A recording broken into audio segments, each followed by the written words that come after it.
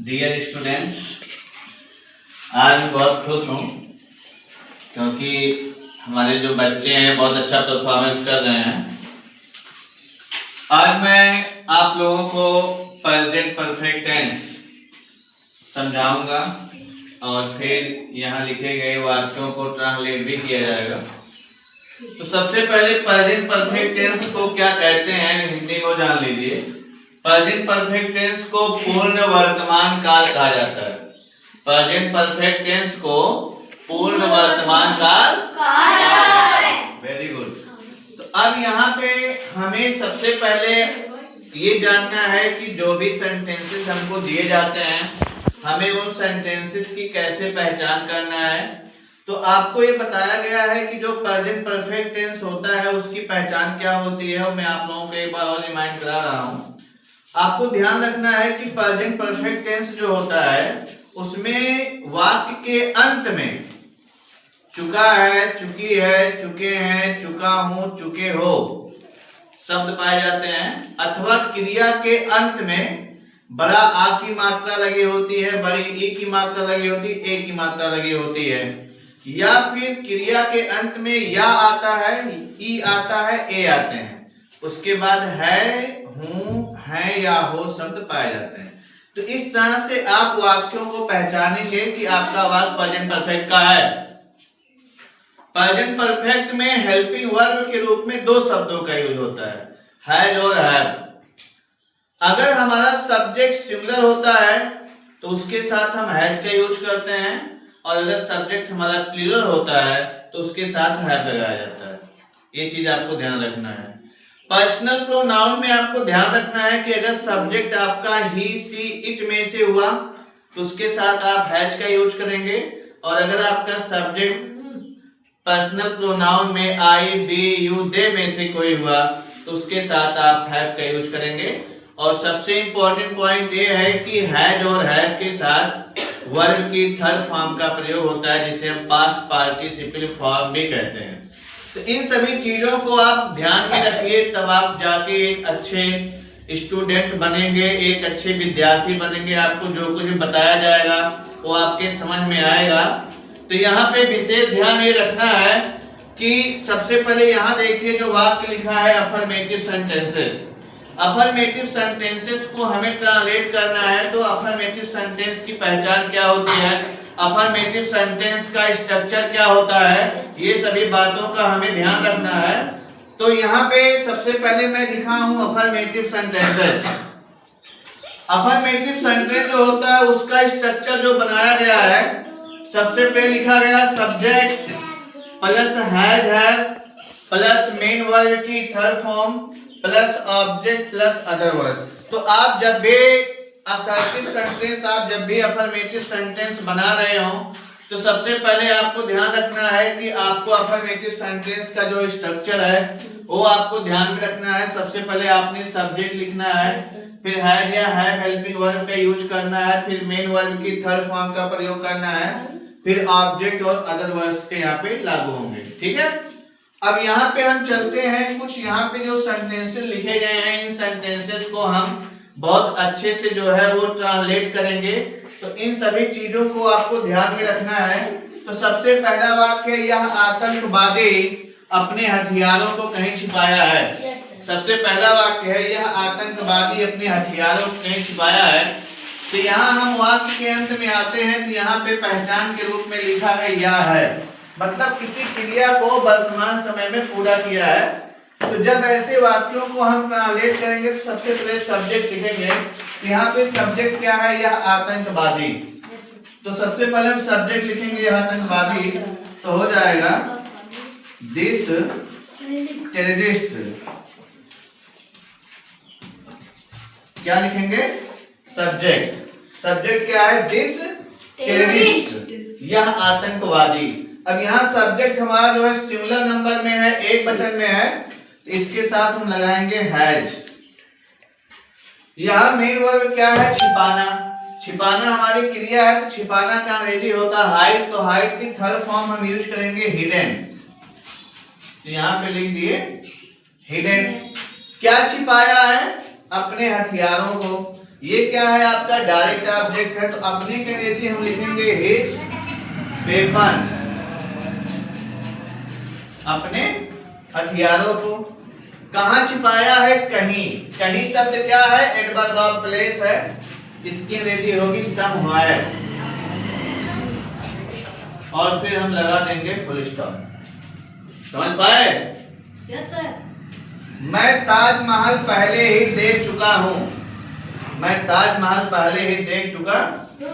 अब यहाँ देखिए सेंटेंस के अंत में चुका हूँ शब्द आया है, तो आप आसानी से पहचान लेंगे कि आपका वाक्य जो है प्रेजेंट परफेक्ट टेंस का है और कैसा है, अफर्मेटिव है।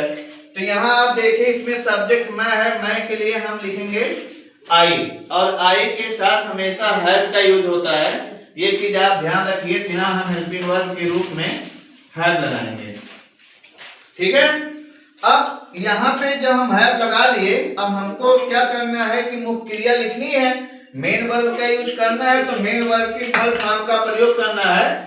लेकिन उससे पहले हमें यहाँ मिल रहा पहले ही। आइए आपको पहले ही शब्द के बारे में बताते हैं। पहले ही या पहले से ही, कभी कभी प्रेजेंट परफेक्ट टेंस के वाक्यों में पहले ही या पहले से ही शब्द आते हैं, तो उसके लिए हमें दो शब्द का प्रयोग करना पड़ता है। एक हम बिफोर का यूज करते हैं, दूसरा हम ऑलरेडी का यूज करते हैं। अगर हम पहले ही या पहले से ही शब्द के लिए बिफोर का यूज करते हैं, तो पहले हमें पूरा वाक्य ट्रांसलेट करना है और वाक्य के अंत में बिफोर लगा देना है। और अगर हम पहले ही या पहले से ही शब्द के लिए ऑलरेडी का प्रयोग करते हैं, तो ऑलरेडी का जो प्रयोग होता है वो मेन वर्ब को लिखने से ठीक पहले होता है। तो आई हैव ऑलरेडी।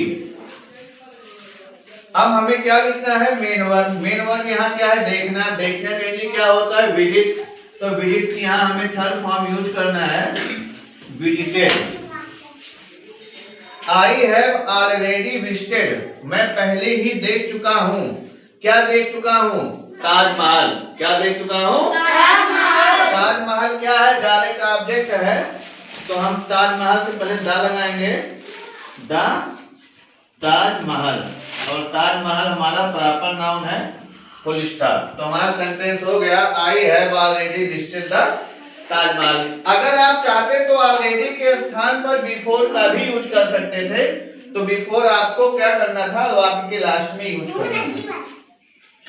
लुटेरे आज यहाँ खजाने को गा रहे हैं, इसमें सब्जेक्ट है लुटेरे। कौन गा रहे हैं? लुटेरे। लुटेरे के लिए रॉबर्स होता है, द रॉबर्स। सब्जेक्ट लिख लिए हम, द रॉबर्स सब्जेक्ट हो गया। अब यहाँ पे जो हमारा सब्जेक्ट है वो सब्जेक्ट बहुवचन में है, जिसके साथ हम लगाएंगे हैव। किसका यूज करेंगे? हैव का। फिर मेन वर्ब क्या है? गारना। गारने का मतलब है जब हम किसी चीज को जमीन में गड्ढा बनाकर उसमें गाड़ते हैं, तो सर प्रिंसिपल सर फोन कर रहे हैं, का यूज किया जाता है। तो यहाँ मैं आप लोगों को बता रहा हूँ, लुटेरे आज यहाँ खजाने को गाड़े हैं, तो इसमें आपको बताया गया द रॉबर्स है। यहाँ सब्जेक्ट प्रयोग है, उसके साथ हम यहाँ हेल्पिंग वर्ब हैव लगाए हैं।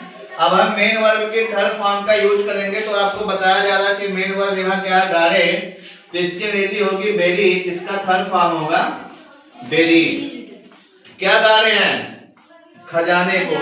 खजाने क्या है? ऑब्जेक्ट है, direct object, the treasure.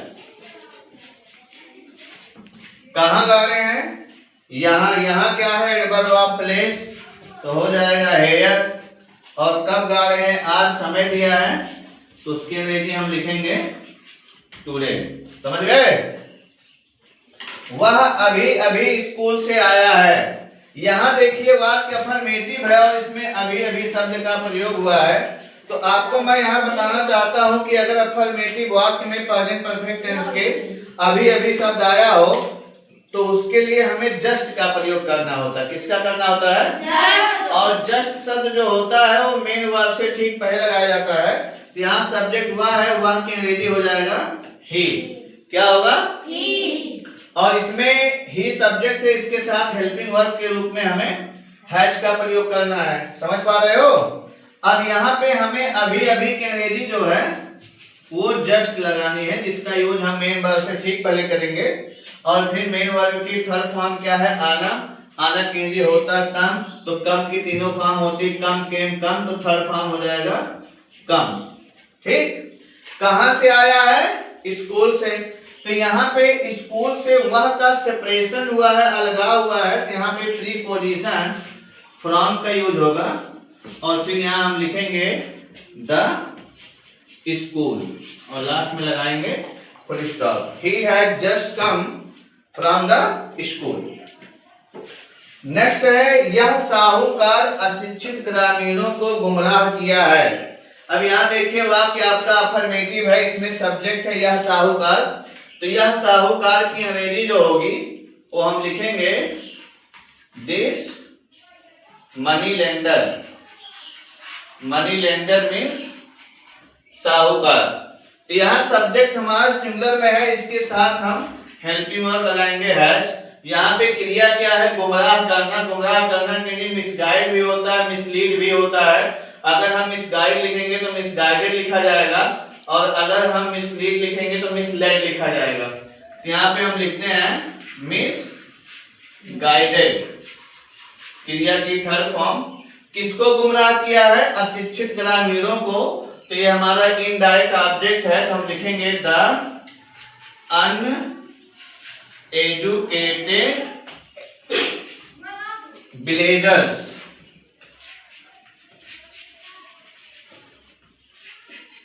Uneducated villagers full stop. तो वीडियो में बने रहने के लिए थैंक यू।